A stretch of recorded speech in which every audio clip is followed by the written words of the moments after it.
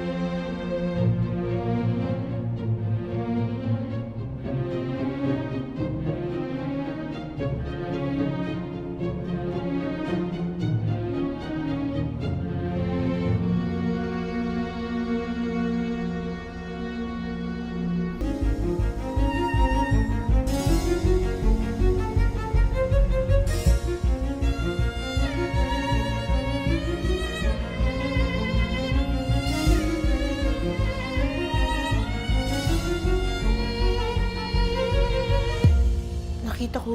Maaga nga po akong pumasok noon sa duty ko eh. Tsaka ko po nakitang magkasama yung biktima tsaka si Sir Victor. Mukha nga pong nag-aaway. Tsaka nakita ko pong nagsakitan po sila eh. Malinaw, Your Honor, na si Victor ang huling nakaaway ni Sylvia bago ito namatay.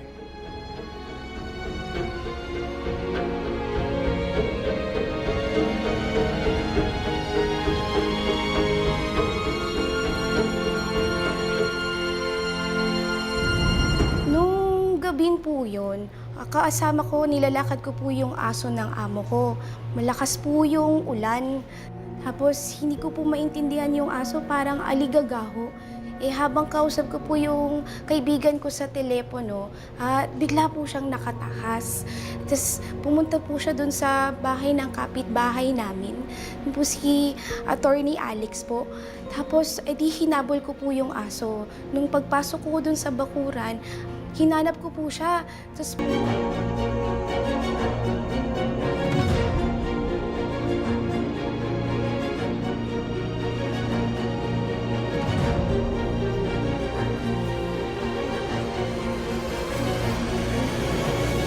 Mrs. Walhati, please answer the question.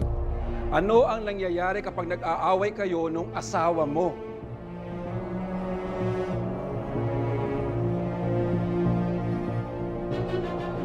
Minsan